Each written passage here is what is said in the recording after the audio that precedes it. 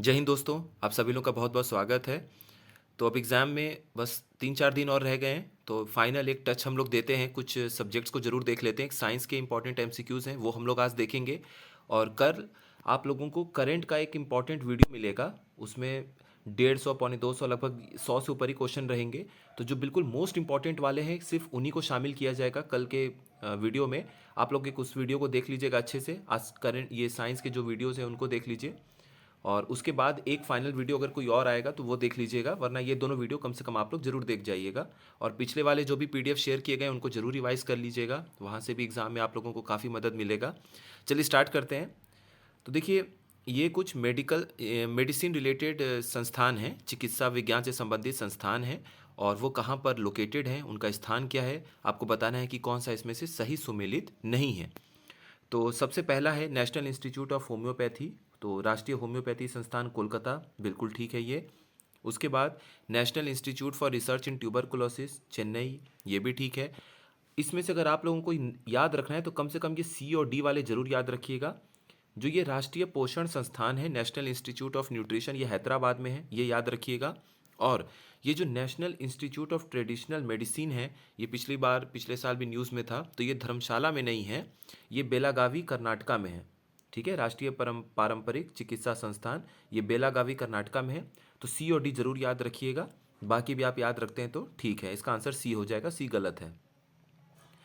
अंतरिक्ष अनुसंधान संस्थान है और उसके सामने स्थान है, आपको बताना है कि कौन सा गलत सुमेलित है।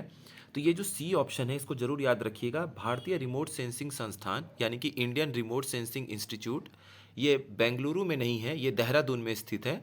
इस बात को ध्यान रखिएगा, सी ऑप्शन इसमें हो जाएगा। बाकी ये विक्रम साराभाई स्पेस सेंटर जो है, विक्रम साराभाई अंतरिक्ष केंद्र, ये तिरुवनंतपुरम में स्थित है। एक ये आप लोग जरूर याद रखिएगा, बाकी भी याद रख सकते हैं तो ठीक है, वरना ये कम से कम दो आपको जरूर पता होना चाहिए। अगले क्वेश्चन पर आते हैं। अब देखिए यहाँ पर ब्रांच है साइंस का, विज्ञान की शाखा है, और दूसरी तरफ अध्ययन का नाम दिया गया, आपको बताना है कि कौन सा गलत सुमेलित है इसमें से। तो देखिए, यूजेनिक्स क्या होता है।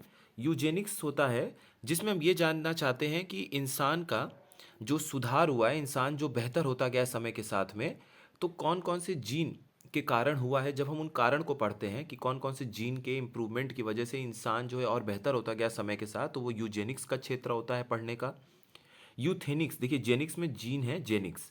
यूथेनिक्स में हम क्या पढ़ते हैं कि इंसान या मानव जो है, जो समय के साथ और बेहतर होता गया, जो उसमें सुधार आता गया, तो कौन कौन से पर्यावरण अगल बगल के कारण हैं जिनकी वजह से मानव में सुधार हम देखते हैं, तो वो यूथेनिक्स होता है। इथोलॉजी में क्या होता है, हम जानवरों को उनके प्राकृतिक आवास में उनके व्यवहार का अध्ययन करते हैं, जहाँ पर उनका नेचुरल होम है, जहाँ वो उनका प्राकृतिक आवास है, वहाँ पर उनका बिहेवियर व्यवहार कैसा है, इसका अध्ययन जब करते हैं तो वो इथोलॉजी होता है। और हेप्टोलॉजी में हम क्या पढ़ते हैं, स्टडी ऑफ ब्लड नहीं, हम रक्त का अध्ययन हेमेटोलॉजी में करते हैं। हेप्टोलॉजी में हम जो यकृत है, लीवर है, उससे जुड़ी हुई चीज़ों का अध्ययन करते हैं। तो डी ऑप्शन इसका हो जाएगा, क्योंकि डी ऑप्शन गलत है, हेप्टोलॉजी नहीं है। हेप्टोलॉजी में हम यकृत का अध्ययन यानी कि लीवर की स्टडी करते हैं, और हेमेटोलॉजी में हम ब्लड का स्टडी करते हैं, रक्त का अध्ययन करते हैं। अगला सवाल है कि what is the principal ingredient of toothpaste. जो हमारे पास दंत मंजन होता है, टूथपेस्ट होता है, उसका प्रमुख घटक क्या होता है। तो उसका प्रमुख घटक होता है कैल्शियम कार्बोनेट, ध्यान रखिएगा। वैसे उसमें और भी इंपॉर्टेंट तत्व होते हैं, लेकिन कैल्शियम कार्बोनेट इस ऑप्शन के हिसाब से बिल्कुल ठीक है। और उसमें और क्या क्या चीज़ें पाई जाती हैं, ये अंदर आप लोग सॉल्यूशन में देख लीजिएगा। कौन सा ऐसा गैस है जो रेड लाइट प्रोड्यूस करता है जब हम उससे मतलब बिजली को फ्लो कराते हैं, यानी निम्नलिखित में से कौन सी गैस विद्युत प्रवाहित करने पर लाल प्रकाश उत्पन्न करता है।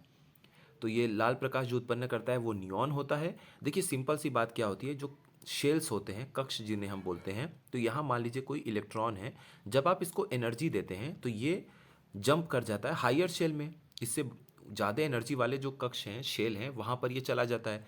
तो जब ये एनर्जी को लूज़ करता है, जब इसके अंदर से एनर्जी डाउन होती है, लूज़ होती है, तो ये अपने कक्ष में जब वापस आता है तब ये एक लाइट प्रोड्यूस करता है। तो यही लाइट जो हमें अलग अलग गैसों की दिखती है, तो वही क्वेश्चन उस पर आता है। तो नियॉन गैस से जब आप बिजली को फ्लो कराएंगे, उसमें से इलेक्ट्रिसिटी फ्लो करेगा, बिजली का प्रवाह होगा उसमें से, तब नियॉन गैस में आपको देखने को मिलता है लाल रंग का कलर, रेड लाइट देखने को मिलता है। अब देखिए यहाँ पर मैंने आप लोगों के लिए डायग्राम में बना दिया है। ये helium, neon, argon, krypton, xenon है। एक बार आप इस डायग्राम को देख के आइडिया ले लेंगे कि कौन सा गैस से अगर आप विद्युत का प्रवाह करते हैं, विद्युत प्रभावित करते हैं, इलेक्ट्रिसिटी फ्लो करते हैं, तो कौन से रंग आपको देखने को मिलते हैं उस गैस से। तो ये आप यहाँ पर देख लीजिएगा डायग्राम में। अगला क्वेश्चन देखते हैं, स्लीपिंग सिकनेस या निद्रा रोग के बारे में हम लोग देखते हैं। ये जो निद्रा रोग है, ये एक पैरासाइट ट्रिप्नोसोमा ब्रूसेई की वजह से होता है। मतलब ये जो स्लीपिंग सिकनेस है, निद्रा रोग है, ये परजीवी ट्रिप्नोसोमा ब्रूसी के कारण होता है। तो ये बिल्कुल सही स्टेटमेंट है। दूसरा, सेसे मक्खी या सेसे फ्लाई जो है वो इस रोग का वाहक या वेक्टर होता है। ये भी बिल्कुल सही है। ये रोग जो फैलता है वो सेसे फ्लाई एक है, सेसे मक्खी, उसकी वजह से होता है। तीसरा स्टेटमेंट है कि फिलहाल इस रोग का कोई इफेक्टिव वैक्सीन नहीं है। मतलब इस बीमारी के लिए फिलहाल कोई प्रभावी टीका मौजूद नहीं है। तो तीनों स्टेटमेंट बिल्कुल ठीक है, इसको ध्यान रखिएगा। और प्रोटोजोवा जो होता है उसकी वजह से और कौन कौन से रोग होते हैं, लेशमिनियासिस भी होता है जिसे हम लोग काला ज्वर कहते हैं। उसके बाद मलेरिया भी होता है। मलेरिया जो है वो दो महत्वपूर्ण प्रोटोजोआ की वजह से होता है, प्लाज्मोडियम फाल्सीपरम और प्लाज्मोडियम विवैक्स। और ये दुनिया का पहला RTS जो है वो पहला मलेरिया का वैक्सीन था। और दूसरा मलेरिया का वैक्सीन जो है R21, वो भी ध्यान रखिएगा। ठीक है, आगे देखते हैं। सॉल्यूशन आप लोग देख लीजिएगा, इंग्लिश हिंदी दोनों में है। अगला क्वेश्चन, इनमें से कौन सा गुड कंडक्टर है इलेक्ट्रिसिटी का, यानी निम्नलिखित में से कौन विद्युत का सुचालक है। मतलब यहाँ से इस सब्सटेंस या पदार्थ से बिजली आसानी से प्रवाह कर सकती है। तो आपके सामने चार ऑप्शन है, ऊन है, सिरका यानी विनेगर है, शहद है और पारा है, मरकरी। तो जो विद्युत का सुचालक है, गुड कंडक्टर ऑफ इलेक्ट्रिसिटी है, उसका आंसर हो जाएगा डी, मरकरी। अगर हम लोग और देखेंगे तो देखिए, सिल्वर जो है वो बेस्ट कंडक्टर माना जाता है बिजली का, यानी बिजली का सुचालक का सबसे बेहतरीन जो पदार्थ है वो सिल्वर है। चांदी, सोने से भी, गोल्ड जो है उसमें से भी विद्युत का प्रवाह हो जाता है। कॉपर भी गुड कंडक्टर इलेक्ट्रिसिटी का, स्टील भी है, और समुद्र का पानी सी वाटर भी है। डिस्टिल्ड वाटर नहीं होता, याद रखिएगा, क्योंकि उसमें आयंस की कमी होती है, इसलिए डिस्टिल्ड वाटर कंडक्ट नहीं करता इलेक्ट्रिसिटी।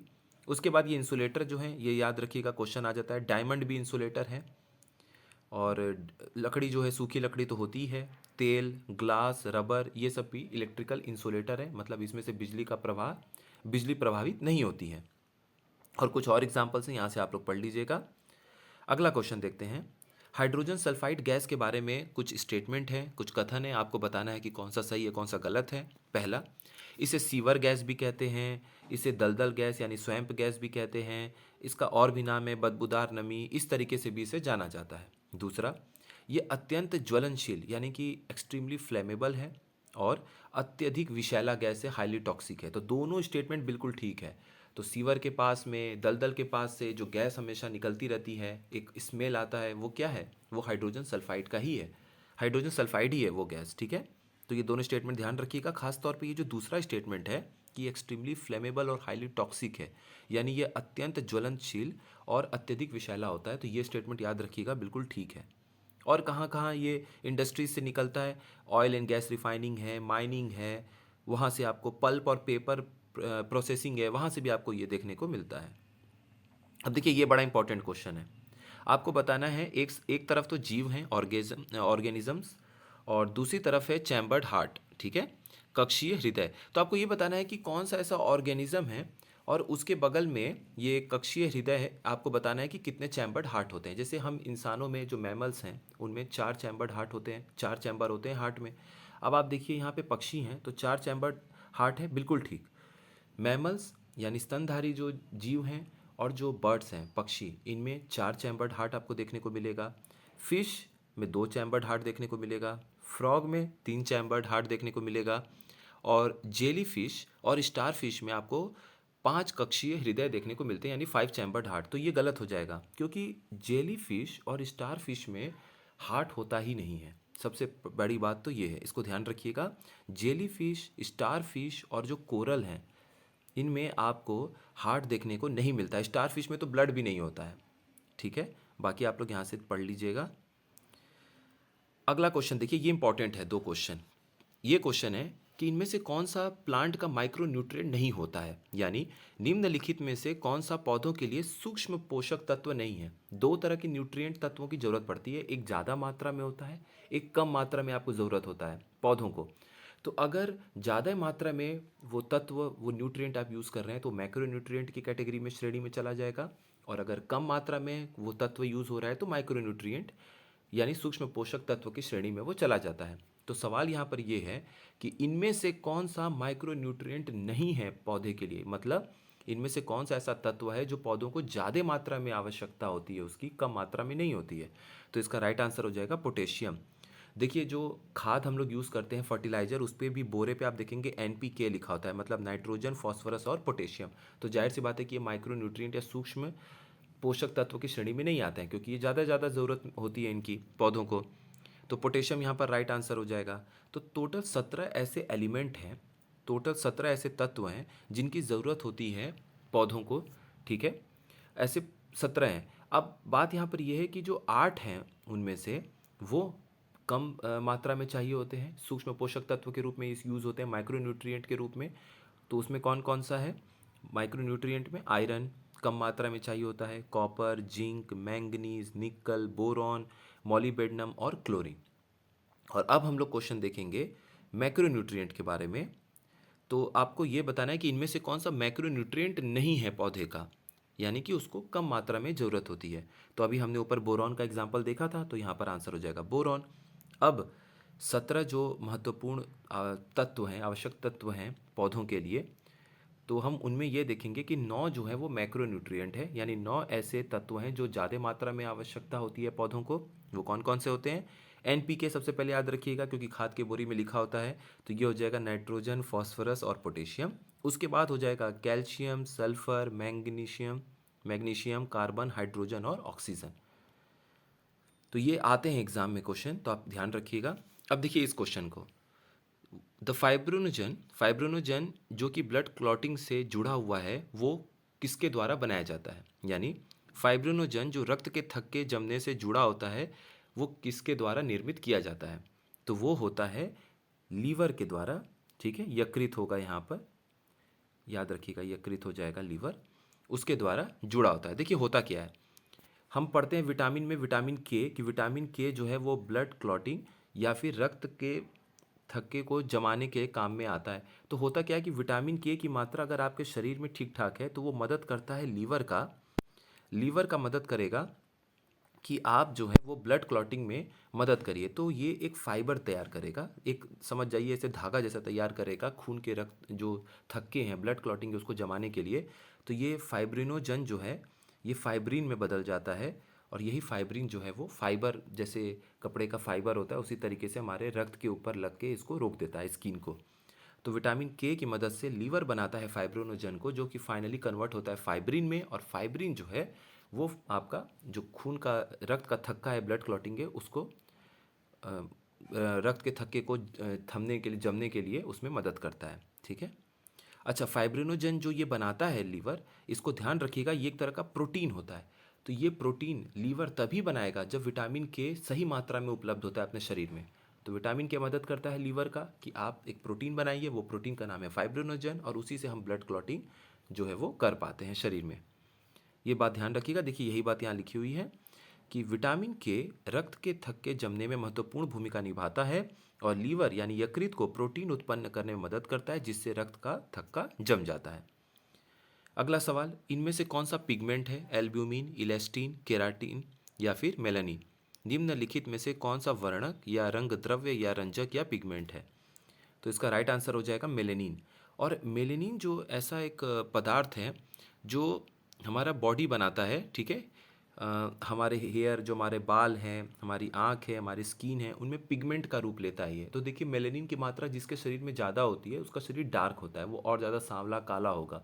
अगर मेलेनिन की मात्रा कम है अपने शरीर में तो वो लाइटर की तरफ जाता है। तो डिपेंड करता है कि मेलेनिन की मात्रा कितनी है, तो वो गोरा कितना है या काला कितना है, वो उस पर निर्भर करता है मेलेनिन के ऊपर, कितना हमारा शरीर प्रोड्यूस कर रहा है। केराटिन जो है वो महत्वपूर्ण एक प्रोटीन है, वो हमारे जो कि हमारे बाल, हमारे नाखून, हमारे स्किन की आउटर लेयर जिसे हम एपिडर्मिस बोलते हैं, उसमें ये प्रोटीन मदद करता है इसको बनाने में, ठीक है। ये ध्यान रखिएगा। और जो एल्ब्यूमिन है वो सबसे अधिक प्रोटीन जो प्लाज्मा में पाया जाता है वो एल्ब्यूमिन ही पाया जाता है। तो टोटल जितने भी प्रोटीन कंटेंट होते हैं प्लाज्मा में, उसका आधा जो है वो एल्ब्यूमिन का ही बना होता है। बाकी आप लोग डिटेल देख लीजिएगा इसमें से। जो हम टैमरिंड जूस यानी कि इमली के रस का उपयोग करते हैं हम अपने खाने में, उससे हमें क्या फ़ायदा मिलता है? दांतों की सड़न को रोकने के लिए मदद करता है ये। पीने के पानी में फ्लोराइड की अधिकता का ध्यान रखता है। भोजन को आसानी से पचाने में मदद करता है। या हड्डियों की ताकत बढ़ाता है। तो अगर आप इमली का रस टैमरिंड जूस का प्रयोग करते हैं अपने खाने में, तो आपके भोजन को आसानी से पचाने में मदद करता है। क्यों? क्योंकि देखिए, जो इमली है, वो टैमरिंड है, वो एक अच्छा स्रोत है किसका? टार्ट्रिक एसिड का। अब टार्ट्रिक अम्ल जो है वो आपके डाइजेशन में बहुत मदद करता है, पाचन में। तो जाहिर सी बात है, इमली का रस अगर आप अपने खाने में प्रयोग कर रहे हैं तो आपके पाचन क्रिया में वो काफ़ी मदद करेगा। अब देखिए, इसमें से कौन सा एक बड़ा असर देखने को मिलेगा अगर हम बहुत लंबे समय तक अपने पानी में कम फ्लोराइड की मात्रा, मतलब हम अगर पानी पीते हैं बहुत लंबे समय तक और उसमें फ्लोराइड की मात्रा बहुत कम होती है। कितनी कम होती है? मान लीजिए 0.5 ppm से भी कम होती है, तो हमें क्या असर देखने को मिलेगा बहुत दिनों के बाद? यानी कम या बिना फ्लोराइड वाले पेयजल के लंबे समय तक सेवन का निम्नलिखित में से कौन सा प्रमुख प्रभाव पड़ेगा? तो आप देखेंगे कैविटी लगनी शुरू हो जाएगी, दांतों की कैविटी या दांतों की गुहिका जिसे हम बोलते हैं, तो कैविटी लगना शुरू हो जाएगा। अब फ्लोराइड इतना इंपॉर्टेंट पार्ट है, इतना इंपॉर्टेंट कंपोनेंट है कि अगर आप फ्लोराइड की बहुत कम मात्रा पानी में रखते हैं और बहुत लंबे समय तक पीते हैं तो दांत में कैविटी देखने को मिलेगा। लेकिन अगर आप मान लीजिए 1.5 mg, 1 लीटर में 1.5 mg से भी ज़्यादा अगर फ्लोराइड की मात्रा मौजूद है पानी में और वो आप बहुत लंबे समय तक पीते हैं, तो फिर फ्लोरेसिस हो जाएगा। फ्लोरेसिस में क्या होगा? सफ़ेद कलर के दांत हैं, दांतों का सड़न या पीला रंग एकदम दिखना शुरू हो जाता है बुरी तरह से, वो फ्लोरेसिस कहलाता है। तो फ्लोराइड की मात्रा बहुत इंपॉर्टेंट है। 0.5 mg से भी बहुत कम नहीं होनी चाहिए, वरना कैविटी लग जाएगी। 1.5 mg, 1 लीटर पानी में 1.5 mg से भी ज़्यादा मात्रा नहीं होना चाहिए, वरना फ्लोरेसिस हो जाएगा। अगला सवाल देखिए। ये देखिए, हम लोगों ने ये सवाल देखा हुआ है, फिर भी एक इम्पॉर्टेंट है, इसको अच्छे से याद रखिएगा। जो मिश्र धातु होता है एल्युमिनियम का, एलॉय ऑफ एल्युमिनियम, वो प्रयोग किया जाता है एरोप्लेन बनाने में और जो ट्रेन के कंपार्टमेंट है उनको बनाने में। दूसरा, जो नए वंदे भारत कोच अब बन रहे हैं वो एल्युमिनियम के बन रहे हैं और ये पहली बार है इतिहास में भारतीय रेलवे के कि कोई ट्रेन जो है वो एल्युमिनियम धातु का उपयोग किया जा रहा है बनाने में। तो दोनों ही स्टेटमेंट बिल्कुल ठीक है, इसको आप लोग पढ़ लीजिएगा। अब देखिए, यहाँ पर कुछ संस्थान हैं और यहाँ पर कुछ लोकेशन हैं, आपको बताना है कि कौन सा सही है कौन सा गलत है। Centre for DNA finger printing और डायग्नोसिस हैदराबाद में है। Birbal Sahni institute of palaeobotany Lucknow में है। Central institute of medicinal and aromatic plants Lucknow में है और national botanical research institute Kolkata में है। इसमें से आपको लगभग चारों पता होना चाहिए और ये दूसरा चौथा नंबर तो बिल्कुल पता होना चाहिए क्योंकि लखनऊ में है, तो ये कोलकाता में नहीं है, ये लखनऊ में है, ध्यान रखिएगा। एक बार हिंदी में भी अगर आप देखेंगे तो राष्ट्रीय वनस्पति अनुसंधान संस्थान कोलकाता में नहीं बल्कि लखनऊ में है और ये बिरबल साहनी पूरा वनस्पति विज्ञान संस्थान ये लखनऊ में, बिल्कुल याद रखिएगा। डीएनए फिंगर प्रिंटिंग और निदान केंद्र भी हैदराबाद में है और केंद्रीय औषधि एवं सगंध पौधा संस्थान भी लखनऊ में है। ये तो तीन तीन है बिल्कुल लखनऊ में, ये अच्छे से याद रखिएगा। अब देखिए, यहाँ पर आपके सामने दिया हुआ है और आपको बताना है ये दवा का प्रकार है और आपको बताना है कि ये क्या चीज़ में प्रयोग में आता है। एस्पिरिन जो है वो आपके बुखार को नियंत्रित करता है, बिल्कुल ठीक। एस्पिरिन हम बुखार को नियंत्रण करने के लिए प्रयोग में लाते हैं। स्ट्रेप्टोमाइसिन से हम ट्यूबरकुलोसिस टीबी को ठीक करते हैं, ये बिल्कुल ठीक है। स्ट्रेप्टोमाइसिन जो है वो आपका एंटीबैक्टीरियल एजेंट की तरह बहुत अच्छे तरीके से काम करता है और टीबी के लिए स्ट्रेप्टोमाइसिन का हम प्रयोग करते हैं। क्लोरोमाइसिटिन से हम बैक्टीरियल कंजक्टिवाइटिस, जो आँख निकलना जिसे हम लोग बोलते हैं, आँख निकल जाती है, कहते हैं ना कि आँख आ गई है, लाल रंग बिल्कुल हो जाता है, तो वो कंजक्टिवाइटिस है। तो उसमें हम क्लोरोमाइसिटिन का प्रयोग करते हैं बैक्टीरियल कंजक्टिवाइटिस को ठीक करने में, ये भी बिल्कुल ठीक है। और क्लोरोमाइसिटिन जो है वो पहला फर्स्ट सिंथेटिक एंटीबायोटिक है, मतलब ये पहला कृत्रिम तरीके से बनाया गया एंटीबायोटिक है। क्योंकि फर्स्ट एंटीबायोटिक कौन सा था जो प्राकृतिक तरीके से बना था? वो पेनिसिलिन था, अलेक्जेंडर फ्लेमिंग ने उसकी खोज की थी। और क्लोरोमाइसिटिन जो है वो पहला सिंथेटिक एंटीबायोटिक है, ध्यान रखिएगा, यानी कि पहला कृत्रिम एंटीबायोटिक है क्लोरोमाइसिटिन। उसके बाद ट्रांक्युलाइज़र का प्रयोग किया जाता है एंटीहिस्टामाइन के लिए। नहीं, ट्रांक्युलाइज़र का प्रयोग किया जाता है जब बेहोश करना होता है, वैसे सिचुएशन होती है, ठीक है, चिंता तीव्र, मतलब ये बिल्कुल एंजाइटी वाला सिचुएशन है, पैनिक अटैक है, उस समय ट्रांक्युलाइज़र दिया जाता है शांत करने के लिए। और ऑपरेशन के पहले भी जो बेहोशी वाली इंजेक्शन और दवाई दी जाती है वो ट्रांक्युलाइज़र ही होता है। हिस्टामाइन जो होता है वो हमारे शरीर में, एंटी हिस्टामाइन क्या है? जो भी हमारे शरीर में कभी आप देखेंगे खुजली या बड़ा एक इरिटेशन जैसा होता है, तो उसके उसकी काट के लिए जो हम लोग प्रयोग करते हैं वो एंटी हिस्टामाइन होता है, एंटी एलर्जिक समझ लीजिए आप एक तरीके से। अब आपके सामने दिया हुआ है कुछ रोग जो वायरस से होता है, और जो वेक्टर हैं, वाहक हैं इनके, उस रोग को ले जाने वाले, वो एक तरफ से दिया हुआ है। तो आइए इसको देख लेते हैं। यानी विषाणु जनित रोग है, वायरस से होने वाला डिजीज़ है, और उस रोग का वाहक यानी कि जो वेक्टर है उस रोग को फैलाता है, वो हमारे सामने दिया हुआ है। तो जापानीज इंसेफेलाइटिस, जिसे हम मस्तिष्क कोप भी बोलते हैं, वो क्यूलेक्स मच्छर की वजह से होता है, बिल्कुल ठीक। इसको अच्छे से दिमाग में बैठाइएगा कि क्यूलेक्स मॉस्किटो की वजह से ही जापानीज इंसेफेलाइटिस होता है। चिकनगुनिया एडिस एजिप्टी मच्छर से होता है, बिल्कुल ठीक। डेंगू टाइगर मॉस्किटो की वजह से होता है। अब देखिए मैंने सिर्फ टाइगर मॉस्किटो या टाइगर मच्छर लिखा है, टाइगर मॉस्किटो और एडिस एल्बोपिक्टस एक ही होता है, उसका दो अलग अलग नाम है, टाइगर मॉस्किटो या एडिस एल्बोपिक्टस। तो डेंगू के आगे अगर एडिस एल्बोपिक्टस भी लिखा होगा तो भी ठीक है, टाइगर मॉस्किटो लिखा है तो भी ठीक है।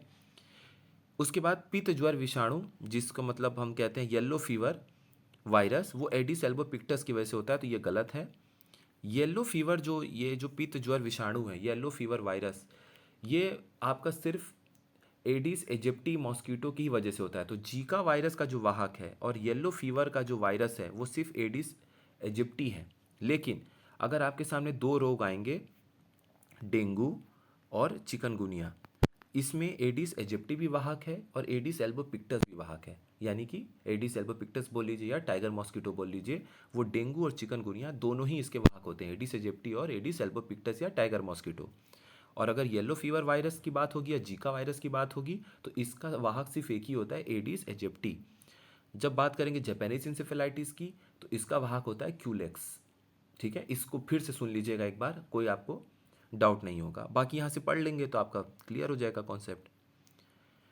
अगला क्वेश्चन है, कौन सा ऐसा एल्गी है जो कि which type of algae is a laminaria which is also a seaweed, जहाँ से हम आयोडीन ऑब्टेन करते हैं। यानी लेमिनेरिया किस प्रकार का शैवाल है जो कि एक समुद्री शैवाल भी है जिससे हम आयोडीन प्राप्त करते हैं। तो ये आपका भूरा शैवाल की कैटेगरी में आता है, ब्राउन एल्गी की कैटेगरी में आता है। अब देखिए यहाँ पर कुछ महत्वपूर्ण आविष्कार हैं और उसके बगल में आविष्कारक हैं, आपको बताना है कि कौन सा इसमें से गलत सुमेलित है। तो देखिए ब्लड सर्कुलेशन या रक्त का परिसंचरण विलियम हार्वे के द्वारा खोजा गया था, बिल्कुल ठीक है ये। स्मॉल पॉक्स की जो वैक्सीन है, चेचक का टीका, वो एडवर्ड जेनर के द्वारा बनाया गया था, बिल्कुल ठीक है। वायरस जो है वो डिमिट्री इवानोस्की की वजह से ढूंढा गया था, ये भी बिल्कुल ठीक है। और पोलियो का जो वैक्सीन है, पोलियो का टीका, वो अलेक्जेंडर फ्लेमिंग की वजह से ढूंढा गया था। नहीं, अलेक्जेंडर फ्लेमिंग ने पोलियो की वैक्सीन को नहीं ढूंढा था, वो जॉन साक ने ढूंढा था। अक्सर ये क्वेश्चन आता है तो याद रखिएगा, जॉन साक ने ये पोलियो की वैक्सीन का डिस्कवर किया था। अलेक्जेंडर फ्लेमिंग ने पहली एंटीबायोटिक पेनिसिलिन की खोज की थी, ये बात याद रखिएगा। और फर्स्ट सिंथेटिक एंटीबायोटिक हमने ऊपर कौन सा देखा, यानी पहली कृत्रिम एंटीबायोटिक कौन सा हमने देखा है, क्लोरोमाइसिटिन। ठीक है, और स्ट्रेप्टोमाइसिन हमने किसके लिए पढ़ा था कि टीबी के इलाज के लिए एंटीबैक्टीरियल एजेंट के रूप में वो प्रयोग किया जाता है। अब देखिए हमारे शरीर में सबसे अधिक कौन सा एलिमेंट पाया जाता है, ऑक्सीजन। अब सवाल यहाँ पर यह है कि सेकंड नंबर पे कौन सा सबसे अधिक एलिमेंट हमारे शरीर में पाया जाता है ऑक्सीजन के बाद, तो वो आपका पाया जाता है कार्बन। ठीक है, तो याद रखिएगा ऑक्सीजन सबसे अधिक है और उसके बाद अपने शरीर में पाया जाता है कार्बन, फिर आता है हाइड्रोजन, तब आता है नाइट्रोजन, तब आता है कैल्शियम, तब आता है फॉस्फोरस। अगला सवाल देखिए, जो अब ये देखिए पटाखे के ऊपर है कि जो हरा रंग का हमें पटाखा पटाखा फूटने के बाद वो आसमान में मान लीजिए पटाखा जो फूटते हैं तो हरा रंग जो हमें दिखता है वो बेरियम की वजह से दिखता है, बेरियम केमिकल उसमें मौजूद होता है इसलिए वो हरा रंग का दिखता है। और जो लाल रंग का हमें पटाखा जलता हुआ कहीं भी नज़र आता है वो स्ट्रॉन्शियम उसमें मौजूद होता है इसलिए नज़र आता है। तो ये दोनों बिल्कुल सही स्टेटमेंट है और ये डायग्राम मैंने आप लोगों के लिए लगा रखा है, ध्यान से देखिए। आसमान में जब ये लाल रंग का आपको पटाखा फूटते हुए नजर आएगा तो स्ट्रॉन्शियम की वजह से है, ग्रीन होगा तो बेरियम है, पिंक कलर में थोड़ा सा देखने को मिलेगा तो लिथियम है, रेड येलो में होगा तो सोडियम है, ब्लू कलर कॉपर है। इसमें कोई कन्फ्यूजन नहीं होना चाहिए क्योंकि कॉपर सल्फेट भी ब्लू रंग का सॉल्यूशन होता है, ब्लू ब्लू विट्रियोल, नीला थोथा भी हम इसे बोलते हैं। और ग्रीन विट्रियोल हम पढ़ते हैं फेरस सल्फेट Fe2SO4 को। उसके बाद कैल्शियम अगर आप देखेंगे तो थोड़ा सा ब्राउनिश कलर में आपको नज़र आएगा। अब इसमें से कौन सा एलॉय है जो कि हीटिंग कंपोनेंट के लिए यूज़ होता है इलेक्ट्रिकल हीटिंग डिवाइस में। देखिए हीटर वगैरह का समय अभी भी ठंड में चल रहा है, तो आप देखेंगे जो हीटर में जो हीट करने वाला उसको गर्मी देने वाला जो कंपोनेंट होता है वो आपको बताना है कि कौन से एलॉय या मिश्र धातु से बना होता है। तो वो आपका बना होता है निक्रोम से। ठीक है, ये निक्रोम से बना हुआ होता है। तो कभी भी आप हीटर देखिएगा तो ध्यान दीजिएगा इस बात का कि ये निक्रोम का बना हुआ है जो हीटिंग एलिमेंट है उसमें। ठीक है, अब निक्रोम किस चीज़ का बना होता है? देखिए निक्रोम में दो शब्द आपको लग रहा होगा, निक्रोम, तो निकल और क्रोमियम, ये दोनों तो मौजूद होते ही हैं बड़ी मात्रा में। थोड़ा बहुत उसमें लोहा और मैंगनीज की मात्रा भी होती है। अब देखिए जर्मन सिल्वर को लेके ये पूछा जाता है कि कौन सा ऐसा एलॉय या मिश्र धातु है जिसमें चांदी नहीं मौजूद होता है। तो जर्मन सिल्वर नाम का जरूर है उसमें सिल्वर, लेकिन उसमें चांदी मौजूद नहीं होती है। उसमें कॉपर होता है, उसमें जिंक होता है, उसमें निकल होता है। तो निक्रोम में भी हमने निकल और क्रोमियम पढ़ा। बस याद रखिएगा कि इसमें कॉपर और जिंक मिला दीजिए निकल में, तो जर्मन सिल्वर हो जाएगा। और जर्मन सिल्वर का प्रयोग जो है वो बर्तन बनाने के लिए भी किया जाता है। बाकी सोल्डर आपको मैंने पहले भी बताया था कि एक ऐसा मिश्र धातु जो दो अलग अलग धातुओं को जोड़ने के लिए काम आता है, तो वो सोल्डरिंग होती है प्रक्रिया। और सोल्डर जो है वो लेड और टीन का मिश्र धातु है, यानी सीसा और टीन का मिश्र धातु है। और जहाँ तक बात करेंगे डच मेटल या डच धातु का, तो एक तरीके का ये पीतल है, ब्रास है। तो ब्रास किसका मिश्र धातु या एलॉय होता है? कॉपर और जिंक का। तो कॉपर और टीन का अगर आप स्टेनम होता है टीन, कॉपर और टीन का अगर आप एलॉय बनाएंगे या मिश्र धातु बनाएंगे तो वो आपका हो जाएगा ब्रॉन्ज। कांस्य पदक जिसको हम बोलते हैं ना, कांस्य पदक जो देते हैं ब्रॉन्ज मेडल, तो ब्रॉन्ज कांस्य जो है वो कॉपर और स्टेनम यानी टीन का मिश्र धातु होता है, एलॉय होता है। और ब्रास जो होता है वो कॉपर और जिंक का होता है, पीतल का। तो मुरादाबाद अपना ब्रास सिटी के रूप में भी याद किया जाता है। ठीक है, ये याद रखिएगा। लाल रंग की जो स्याही तैयार की जाती है वो किससे तैयार की जाती है? तो वो आपका इयोसिन से तैयार किया जाता है। तो जब भी लैब में एक्सपेरिमेंट वगैरह होते हैं तो हमें जब कहीं पे ऐसे धब्बा लगाना होता है उसको चिन्हित करने के लिए, तो उसको स्ट्रेन बोलते हैं। तो सेल का साइटोप्लाज्म जो होता है उससे हम, जैसे हम कोशिका द्रव्य बोलते हैं, तो उसके लिए हम एसिडिक रेड स्ट्रेन का प्रयोग करते हैं अम्लीय लाल दाग के रूप में। वो आपका इयोसिन से ही बना हुआ होता है, इस बात को ध्यान रखिएगा। इनमें से कौन सा ऐसा प्रोटीन है जो हमारे नाखून में और हमारे बाल में मौजूद होता है? निम्नलिखित में से कौन सा प्रोटीन मानव बाल और नाखूनों में मौजूद होता है? तो ये होता है केराटिन, हमने ऊपर भी देखा हुआ है। ऑक्सीटॉक्सिन हार्मोन है जिसे लव हार्मोन भी बोलते हैं। और ट्रिप्सिन जो है वो आपका छोटी आंत में प्रोड्यूस होता है, ट्रिप्सिन। और ये आपका क्या होता है कि देखिए प्रोटीन जो होता है वो हमारे पेट में उसका डाइजेशन शुरू हो जाता है स्टमक में। ठीक है, वो किसकी वजह से होता है? हमारे पेट में जो पेप्सिन प्रोड्यूस होता है एंजाइम, उसकी वजह से होता है। और जो प्रोटीन होता है वो वहाँ पर छोटे छोटे पेप्टोन्स में टूट जाते हैं। यही पेप्टोन्स जब वहाँ से छोटी आंत में आते हैं जिसका अपर पार्ट डिओडेनम कहलाता है, वहाँ पर ये तीन वहाँ पर अलग अलग पैनक्रियाज से एंजाइम प्रोड्यूस होते हैं। उसमें एक होता है एमाइलेज, एक होता है लाइपेज, एक होता है ट्रिप्सिन। तो एमाइलेज का काम क्या होता है? हमारे सलाइवा में भी सलेवरी एमाइलेज होता है जो कि कार्बोहाइड्रेट को छोटे छोटे सिंपल शुगर में कन्वर्ट करता है, जिसे हम माल्टोज भी बोलते हैं। तो जो एमाइलेज होता है वो क्या करता है? कार्बोहाइड्रेट को और सिंपल शुगर यानी माल्टोज में तोड़ देता है आंत में, छोटी आंत में। उसके बाद आता है ट्रिप्सिन। तो देखिए पेप्सिन, पेट में पेप्सिन सीन, ये याद रखिएगा। तो ये प्रोटीन को आपके छोटे छोटे पेप्टॉन्स में तोड़ता है। तो वो पेप्टॉन्स जब छोटी आंत में जाते हैं तो वहाँ पे ट्रिप्सिन उनको और छोटे छोटे अमीनो एसिड्स में तोड़ देता है, पेप्टाइड्स जिसको हम लोग बोलते हैं, पेप्टाइड बॉन्ड, पेप्टाइड चेन। तो वहाँ पे ट्रिप्सिन का ये रोल है। और एक आपका होता है एमाइलेज। एमाइलेज क्या करता है? फिर वो जो कार्बोहाइड्रेट है उनको और सिंपल शुगर माल्टोज में तोड़ता है। तो एमाइलेज हो गया, ट्रिप्सिन हो गया, ये सारी चीज़ें यूज़ होती हैं छोटी आंत में। इनमें से कौन सा प्रयोग होता है, इनमें से कौन सा यूज़ किया जाता है एक्सप्लोसिव्स के प्रोडक्शन में? यानी निम्नलिखित में से किसका उपयोग विस्फोटकों के उत्पादन में किया जाता है? तो विस्फोटकों के उत्पादन में होता है इस्तेमाल ग्लिसरॉल का। देखिए ग्लिसरॉल बिल्कुल शुरुआती आइटम होता है।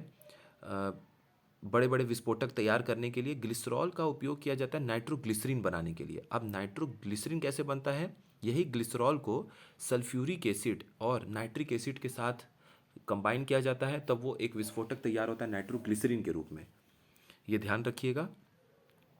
इनमें से कौन सा उपयोग किया जाता है सेफ्टी मैचेस माचिस को बनाने के लिए? अब देखिए, माचिस को बनाने के लिए इनमें से किसका प्रयोग किया जाता है? Orange phosphorus, black phosphorus, white phosphorus या रेड फास्फोरस? तो रेड फास्फोरस का प्रयोग किया जाता है। अब देखिए, ये आपका मान लीजिए माचिस की डिब्बी है और ये काला काला रंग का उसमें वो सरफेस होता है ना, जहाँ पे आप ये माचिस की तिल्ली है और ये मान लीजिए आगे का चेहरा है, ये ब्लैक रंग का माचिस की तिल्ली है और ये माचिस के ऊपर डिबिया है और इस पे आप रगड़ते हैं और चिंगारी से माचिस जलती है। तो होता क्या है कि ये जो आप देखते हैं इसको स्ट्राइकिंग सरफेस बोलते हैं, जहाँ पर आप ऐसे रगड़ रहे होते हैं माचिस की तिल्ली को। तो ये जो छोटे छोटे आप इसमें दाने देख रहे होते हैं, ये आपका बना होता है रेड फॉस्फोरस से। वाइट फॉस्फोरस इसलिए नहीं बना होता है क्योंकि जैसे आप धातु पढ़ते हैं ना, सोडियम, तो सोडियम इतना ज़्यादा रिएक्टिव होता है, इतना प्रतिक्रियाशील होता है कि अगर आप उसको हवा में भी रख देंगे तो वो तुरंत वहाँ पे हवा से रिएक्ट करके सोडियम हाइड्रोक्साइड बना देता है और आग पकड़ लेता है। तो इसीलिए हम उसे केरोसिन में डुबा के रखते हैं ताकि वहाँ पर वो ज़्यादा रिएक्ट नहीं कर पाएगा। उसी तरीके से वाइट फॉस्फोरस को अगर आप प्रयोग में लाएंगे रेड फॉस्फोरस की जगह, तो वो इतना ज़्यादा प्रतिक्रियाशील रिएक्टिव होता है कि वो आग पकड़ने का खतरा हो सकता है। दूसरी चीज़, वाइट फॉस्फोरस बहुत ही टॉक्सिक होता है, बहुत हानिकारक भी होता है, इसीलिए चूहे मारने की दवा में वाइट फॉस्फोरस का प्रयोग किया जाता है। और ये कहा जाता है कि अगर आप वाइट फॉस्फोरस अपने घर में रखे हुए हैं तो लगातार चूहे मारने के लिए, कॉकरोच मारने के लिए प्रयोग में मत लाइए, क्योंकि आपके लिए भी लंबे समय के बाद, उपयोग के बाद आपके शरीर में भी वो नुकसान पहुंचा सकता है। तो इसीलिए यहाँ पर रेड फॉस्फोरस का प्रयोग किया जाता है जो माचिस की डिब्बी में यूज़ होता है। अब देखिए, ये जो आपका माचिस का तिल्ली है और आगे का ये जो ब्लैक वाला हिस्सा है जिसको आप रगड़ते हैं, ये बना होता है KClO4 पोटेशियम क्लोरेट का। तो ये पोटेशियम क्लोरेट का बना हुआ होता है और माचिस की तिल्ली पे जो आप रगड़ते हैं वो रेड फॉस्फोरस का होता है, इसको हम स्ट्राइकिंग सरफेस भी बोलते हैं। और वाइट फॉस्फोरस का जो प्रयोग है वो हम चूहे मारने की दवा में करते हैं, रेड किलिंग या रोहिंटोसाइड भी कहते हैं, क्योंकि रोडिंटोसाइड कहते हैं ना, उसके लिए हम लोग चूहे की मारने की दवा के रूप में। बाकी आप लोग इसको पढ़ लीजिएगा, वही चीज़ें जो अभी हम लोगों ने डिस्कस किया। टोटल अमाउंट ऑफ ब्लड जो प्रेजेंट होता है नॉर्मल ह्यूमन एडल्ट में, वो टोटल बॉडी के कितने परसेंटेज वेट का हिस्सा होता है? मतलब आपका जो वजन है उसका कितना प्रतिशत खून आपके शरीर में मौजूद होता है? सिंपल भाषा में हम बोले तो एक सामान्य वयस्क मानव में मौजूद रक्त की कुल मात्रा उसके वजन का लगभग कितना प्रतिशत होती है? तो वो लगभग 7 से 8% आपके कुल वजन का शरीर में खून मौजूद होता है। अब आपके सामने ये 4 अलग अलग टॉपिक दिया हुआ है और आपको बताना है कि कौन सा सही है कौन सा गलत है। जब आप फूलों और फूल वाले पौधों का अध्ययन करते हैं, यानी study of flowers and flowering agent, उसको एंथोलॉजी कहते हैं। ठीक है, सही है। एथनोलॉजी में हम क्या पढ़ते हैं? अलग अलग कैरेक्टरिस्टिक पढ़ते हैं अलग अलग लोगों के बारे में। जापानीज इंसेफेलाइटिस जो है वो एडिस एल्बोपिक्टस की वजह से होता है? नहीं। अभी हमने ऊपर देखा था कि क्यूलेक्स मॉस्किटो इसका वेक्टर या वाहक होता है, जो कि जापानीज इंसेफेलाइटिस को फैलाता है। और येलो फीवर वायरस जो है वो एडिस एजिप्टी की वजह से होता है। बिल्कुल ठीक, एडिस एजिप्टी की वजह से येलो फीवर वायरस होता है। या येलो फीवर वायरस या जीका वायरस का जो वाहक या वेक्टर होता है वो एडिस एजिप्टी होता है, याद रखिएगा। बार बार समझा रहे हैं, एडिस एल्बोपिक्टस या फिर टाइगर मॉस्किटो नहीं होता है, इस बात को ध्यान रखिएगा। Which of the following element is not found in the alloy of German silver? ठीक है, जर्मन सिल्वर की मिश्र धातु में निम्नलिखित में से कौन सा तत्व नहीं पाया जाता है? तो देखिए, हमने ऊपर देखा था कॉपर होता है, जिंक होता है और निकल होता है। क्योंकि निक्रोम जो हमने पढ़ा था, हीटिंग डिवाइस में हीटर के रूप में यूज़ होता है निक्रोम, जिसमें निकल और क्रोमियम होता है। तो उसमें से क्रोमियम आपने हटा के निकल अपने पास रख लिया और कॉपर और जिंक मिला दिया, तो आपका क्या बन गया? कॉपर, जिंक और निकल मिला के जर्मन सिल्वर। और जर्मन सिल्वर में कौन सा धातु मौजूद नहीं होता है जो अक्सर सवाल पूछा जाता है? वो होता है आपका चांदी। सिल्वर उसमें मौजूद नहीं होता है। इस क्वेश्चन के हिसाब से अगर आप आंसर देखेंगे तो कॉपर, जिंक और निकल तीनों ठीक है, एल्युमिनियम मौजूद नहीं है। तो हमारा राइट आंसर क्या हो जाएगा? एल्युमिनियम। सबसे अधिक मात्रा किसकी होती है? तांबे की होती है, कॉपर की होती है 60%। देखिए, चैट जीपीटी जो अक्सर आप लोग यूज़ करते हैं, जो न्यूज़ में रहता है, इसमें जीपीटी का क्या फुल फॉर्म है? जीपीटी का इसमें फुल फॉर्म होता है जनरेटिव प्री ट्रेंड ट्रांसफॉर्मर। इसको याद रखिएगा। और चैट जीपीटी क्या है, ये यहाँ से आप पढ़ लीजिएगा। आर्टिफिशियल इंटेलिजेंस चैट बॉट होता है, जो आप जो भी पूछेंगे उसी भाषा में आपको उसी तरीके से इंसानों की तरह वो आंसर देता है। और इसे किसने बनाया था? तो ओपन एआई एक आर्टिफिशियल इंटेलिजेंस की रिसर्च कंपनी है, उसी ने चैट जीपीटी को बनाया है। इसको ध्यान रखिएगा। अगला सवाल, हमारे आँखों के लिए सबसे सेंसिटिव कौन सा विजिबल लाइट का वेवलेंथ होता है? यानी मानव नेत्र तरंग दैर्घ्य के दृश्य प्रकाश के प्रति सर्वाधिक संवेदनशील होती है। मतलब सिंपल भाषा में ये है कि हमारे सामने विबग्योर है, 7 तरह के कलर होते हैं विजिबल लाइट के। हमारी आंखें सबसे अधिक किसके लिए सेंसिटिव होती हैं? तो वो होती हैं कितने वेवलेंथ पे? 5,500 एंगस्ट्रॉम पे। ठीक है, 5,500 एंगस्ट्रॉम पे होती है, यानी कि 550 नैनोमीटर बोल सकते हैं आप इसको। और किसके लिए होती है? येलोइश ग्रीन कलर के लिए सबसे अधिक आई हमारी सेंसिटिव होती है। बॉटुलिज्म क्या है? ये क्वेश्चन अक्सर पूछा जाता है। तो खाने में कभी कभी विषैलापन जो हो जाता है, तो अगर मान लीजिए खाना खराब हो गया है, वो विषैला हो चुका है, टॉक्सिक हो चुका है, तो अगर आप उसको खा लेते हैं तो आपको बॉटुलिज्म होने का खतरा है। बॉटुलिज्म जो है वो हमारे शरीर की नसों पे असर करता है, इसीलिए जानलेवा भी कभी कभी साबित होता है। एक तरह का बैक्टीरिया होता है क्लोस्ट्रीडियम बॉट्युलिनम, वही इस विष को या यही पैदा करता है, इस समस्या को, क्लोस्ट्रीडियम बॉट्युलिनम, याद रखिएगा। तो ये लास्ट पॉइंट था, और ये साइंस का एक आखिरी टच के कुछ क्वेश्चंस थे इंपॉर्टेंट, इनको ज़रूर देख लीजिएगा, पढ़ लीजिएगा। बाकी बहुत ज़्यादा परेशान होने की ज़रूरत नहीं है, पढ़ाई का कोई अंत नहीं है, सेलेक्ट हो जाएंगे तब भी बहुत कुछ रहेगा पढ़ने के लिए, सीखने के लिए। कल करंट अफेयर्स की जो इंपॉर्टेंट आप लोगों को क्वेश्चंस मिलेंगे, प्लीज़ उसको ज़रूर देख जाइएगा। और उसके बाद अगर एक दिन पहले, 2 दिन पहले और कोशिश करेंगे कुछ और इंपॉर्टेंट क्वेश्चंस अलग अलग सब्जेक्ट के आप लोगों को करा दें, ताकि वो एग्ज़ाम में कहीं ना कहीं आपको हेल्प कर दें। तो बस ठीक है, आप लोग अपनी पढ़ाई फाइनल अपना टच दीजिए, जो रिवीजन है बस उसको करिए। बहुत सारे नए टॉपिक रहते हैं हमेशा पढ़ने के लिए, उनके पीछे नहीं परेशान होना है। मिलते हैं फिर नेक्स्ट इन्फॉर्मेटिव वीडियो में। आप सभी लोगों का बहुत बहुत धन्यवाद।